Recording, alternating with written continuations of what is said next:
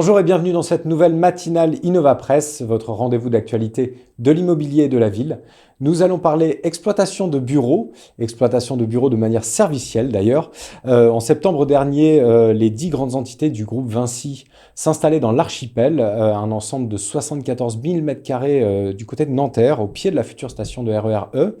Et c'était une prise à bail pas tout à fait comme les autres, puisque le groupe a été accompagné par Dynamic Workplace, créateur et opérateur d'espaces de travail nouvelle génération, sur la totalité des surfaces. Et donc je reçois aujourd'hui son fondateur, Philippe Morel. Philippe, bonjour. Alors, quel a été le rôle de Dynamic Workplace auprès du groupe Vinci? Si vous pouvez revenir sur un peu cette historique de ce contrat. Oui, alors très tôt, pratiquement à notre création en 2019, on a accompagné les équipes du groupe Vinci dans l'intégration de ce qu'on appelle une société d'exploitation.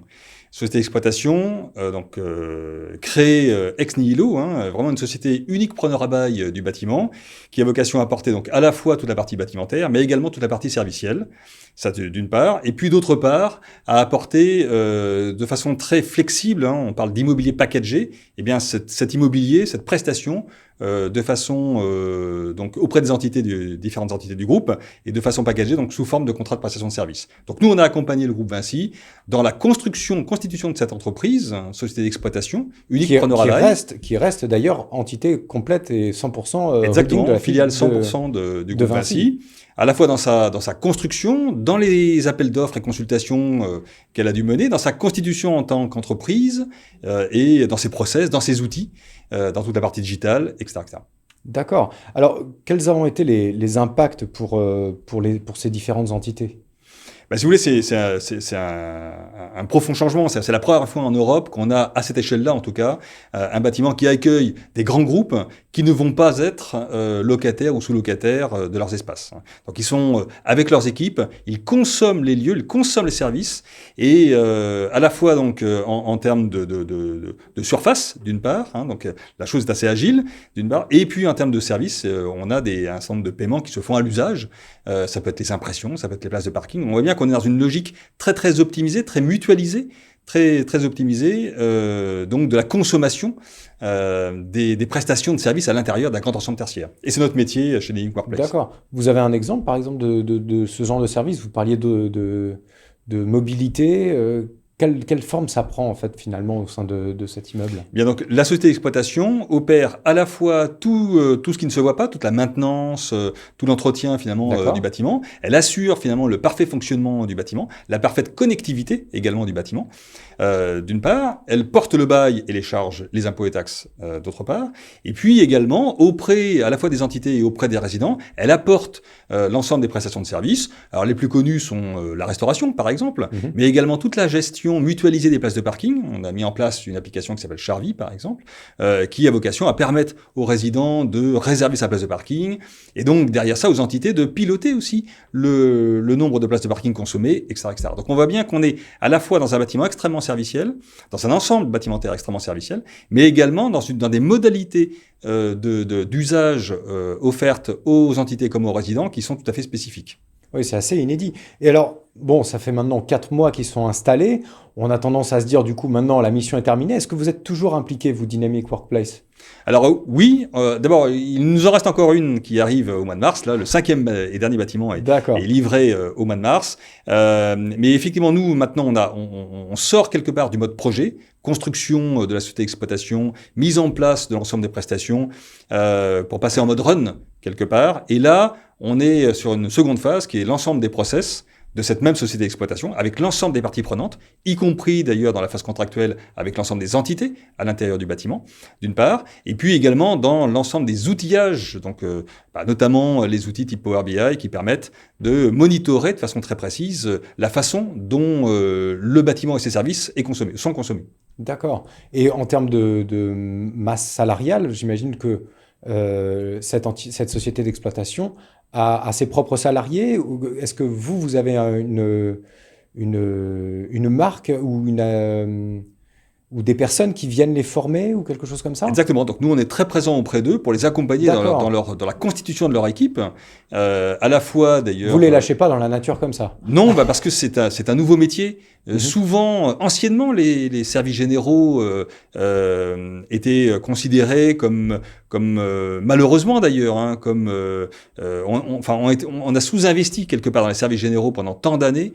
Aujourd'hui, au contraire, pour faire revenir les collaborateurs et pour avoir une gestion beaucoup plus vertueuse quand même de l'immobilier, on voit bien qu'il faut introduire un mode d'exploitation qui est beaucoup plus professionnel et qualitatif. Et ça nécessite de transformer des équipes, de les former, d'embarquer de nouveaux collaborateurs, d'apporter de nouveaux outils.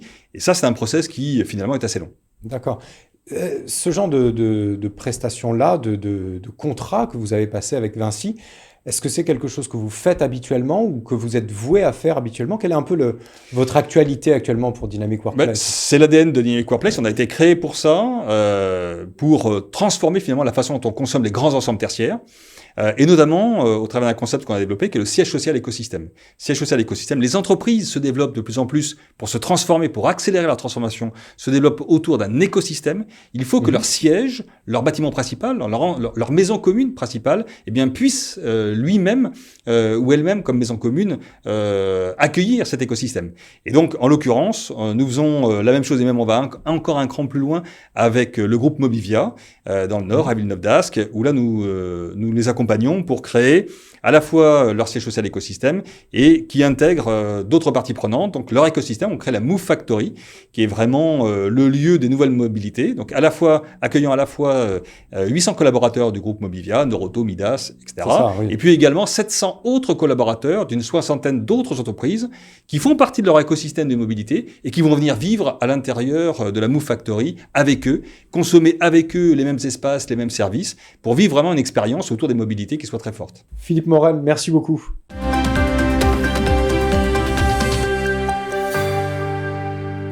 La matinale Innova Presse continue. Je reçois maintenant Mathias Navarro. Mathias, bonjour. Vous êtes le cofondateur de Redman.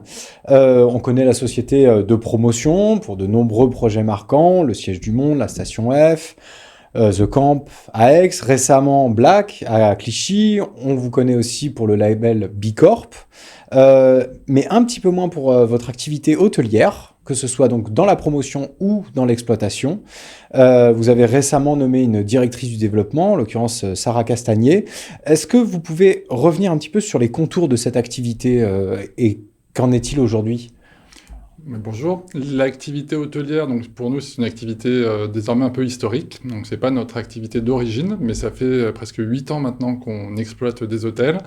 À Bordeaux, actuellement, nous avons 3 hôtels en exploitation que nous détenons via les murs et le fond. Donc c'est un peu spécifique. On a aujourd'hui un peu plus de 100, entre 100 et 120 personnes dans cette activité, avec des hôtels très variés. On a un hôtel boutique hôtel 4 étoiles en plein centre de Bordeaux et par exemple aussi 145 chambres sur les bassins à flot de Bordeaux. Donc on a une équipe dédiée vraiment à l'exploitation de ces activités. On est en franchise avec Radisson Blu par exemple ou Holiday Inn Express. D'accord, vous fonctionnez aussi en franchise avec des grands groupes. Tout à fait, donc c'est pour ça qu'on a l'ensemble du personnel qui est internalisé dans nos équipes. Et on a donc du coup cette partie exploitation et qui est donc centralisée sur cette grande ville Bordeaux qui est très business et tourisme. Et on a par ailleurs une activité en développement, donc on cherche de nouvelles opportunités d'exploitation hôtelière, soit par l'intermédiaire de développement de nouveaux projets qu'on peut faire avec notre activité de promoteur, soit le rachat ou la reprise d'hôtels uniquement en exploitation, pas forcément à travers les murs.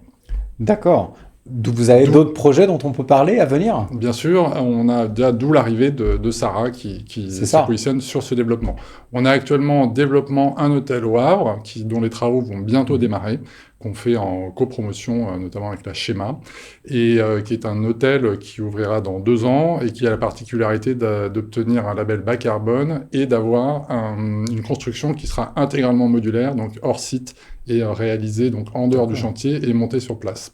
Ça, c'est un de nos chantiers en cours et on a des opérations de développement avec des permis obtenus notamment à Grenoble, qui est un concours qu'on avait gagné il y a 3 ans environ et pour lesquels les études sont en cours de développement actuellement. Et puis on a d'autres projets en développement dont s'occupe Sarah. Notre objectif est de se centraliser notamment sur des villes dans lesquelles on peut trouver et de la clientèle business et de la clientèle tourisme. D'accord. Alors, merci pour ce point sur l'actualité hôtelière. Quelle est l'actualité de la promotion? Est-ce que vous avez des projets en cours? On a parlé de Black il y a quelques mois. Est-ce que d'autres projets sont à venir? Qu'est-ce que vous avez dans les cartons? Alors Black, c'est effectivement un de nos gros sujets. C'est 50 000 m² de bâtiments bas carbone dont les travaux ont démarré il y a 6 mois environ. Aujourd'hui, on a récemment gagné un concours à Nantes pour un immeuble de bureaux sur l'île de Nantes avec la Samoa. Donc, qui sera un immeuble un peu particulier dévolu aux PME et aux artisans. Donc ça, c'est vraiment une vision extrêmement particulière de la façon de développer du tertiaire. On vient de gagner aussi très récemment un autre concours tertiaire à Montpellier pour une très grosse opération d'un peu plus de 30 000 m², donc, dont on parlera certainement prochainement. Et on a pas mal de développement à Paris. On s'axe exclusivement sur de la rénovation extrêmement poussée pour des immeubles qui en ont besoin en matière de rénovation thermique, énergétique et rénovation globale. Donc ça, c'est vraiment un de nos axes extrêmement forts. Et sur des opérations neuves, des opérations toutes labellisées BBCA, que ce soit à Paris ou en région. On a ouvert notamment en cours de 2021 une région à Montpellier, une agence, et on envisage d'en ouvrir une autre en 2022 cette fois-ci, dans une nouvelle région sur laquelle on est en train de travailler. D'accord. Pas plus de détails là-dessus. Non, c'est vraiment en fonction des opportunités, des marchés. On n'a pas de plan de développement de nombre de villes, le nombre d'agences. C'est vraiment en fonction des opportunités. D'accord. On a parlé du label B Corp. Vous l'avez obtenu en 2020. Il y a un audit qui doit être fait tous les 3 ans. Alors, on n'est pas encore en 2023, mais j'imagine que vous avez quand même une bonne vision après 2 ans d'exploitation, on va dire, de ce label. Qu'en est-il aujourd'hui ? Alors oui, on travaille déjà à la recertification pour 2023. C'est un label qui est extrêmement exigeant, qu'on a effectivement obtenu il y a 2 ans. Aujourd'hui, on voit les retours déjà que ça nous a fait auprès de nos collaborateurs qui sont extrêmement embarqués dans cette aventure, et aussi auprès de nos parties prenantes, nos clients et même les mairies, les aménageurs qui sont très très très intéressés par ce label. On voit notamment que très récemment, Paris La Défense s'est nommé terre de B Corp. Donc on va essayer aussi de travailler sur des nouveaux territoires qui facilitent l'accès au B Corp. Et aujourd'hui, le B Corp, ça sert aussi de feuille de route, RSE notamment. Donc c'est là-dessus qu'on travaille depuis 2 ans. Et donc depuis la labellisation, on a mis en place un certain nombre de nouveaux process. On a notamment entamé l'ouverture du capital de Redman à ses salariés. Donc aujourd'hui, on est assez satisfait de voir que 2/3 des salariés de Redman sont actionnaires de la structure. Donc ça, c'est quelque chose qui est nouveau par rapport à notre précédente certification et qui nous emmène vers un chemin de meilleure certification pour 2023 et avec d'autres choses liées au process de salariat, notamment le niveau salarial hommes et femmes égalité. Depuis la certification B Corp, on a obtenu aussi le label égalité salariale professionnelle et le label diversité salariale. Donc voilà, c'est des choses sur lesquelles on a travaillé. Donc c'est engageant aussi en interne pour vous et pour tous vos projets aussi. Tout à fait, ça embarque et les collaborateurs et les parties prenantes. Et on a bon espoir de faire en 2023 un meilleur score que ce qu'on avait fait en 2020, ce qui est un des objectifs. Il vaut mieux si vous souhaitez le garder en tout cas. Est-ce que vous comptez développer d'autres activités? Parce qu'on parle de l'hôtellerie, on a parlé aussi de la promotion. Est-ce qu'il y a d'autres métiers que vous pourriez ajouter, que ce soit de manière opportuniste ou non? J'ai l'impression qu'on ne peut rien vous cacher. On travaille effectivement aujourd'hui à un nouveau métier au sein du groupe. En plus de la promotion et de l'exploitation, on voudrait pouvoir s'ancrer de manière un peu plus durable sur les territoires. Et donc, on travaille à un outil d'installation sur le long terme sur des territoires qui en ont besoin, notamment les territoires sur lesquels c'est moins facile d'investir et de développer des projets notamment relatifs à l'inclusion, qui est un des axes de notre raison d'être. La raison d'être de Redman, c'est de développer des villes bas carbone et inclusives. Donc sur le bas carbone, on est extrêmement allant, notamment au travers de nos labels BBCA, mais sur la partie inclusion, au-delà des chantiers, de nos chantiers, on veut pouvoir s'installer sur le long terme. Donc on réfléchit à un outil dans cette direction. D'accord. On en parlera un petit peu plus dans quelques mois, en tout cas, j'espère. Merci Mathias Navarro et à très bientôt. Merci.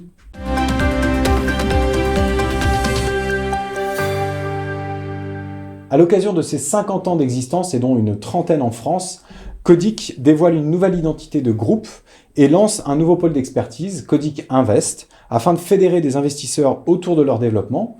Je reçois Christophe Sirot. Christophe, bonjour. Bonjour. Vous êtes le directeur général de Codic France. Quelles ont été les réflexions qui ont poussé votre groupe à s'intéresser à cette source alternative de financement d'opérations ? Alors, vous venez de le dire, Codic va fêter, ou a fêté déjà, d'ailleurs l'année dernière, ses 50 ans. Et 50 ans, c'est beaucoup d'expérience accumulée. Et l'idée, c'était de pouvoir d'essayer en tout cas de concevoir autour de ce nouveau département, donc Codic Invest, de fédérer des investisseurs, comme vous l'avez dit, autour de nos projets et de faire bénéficier à ces investisseurs, à ces pools d'investisseurs de l'expérience accumulée pendant ces 50 ans au travers de deux lignes de métier qui sont donc d'une part le bureau et le commerce et ainsi parallèlement à une ligne qui est plus récente, qui est une ligne logement.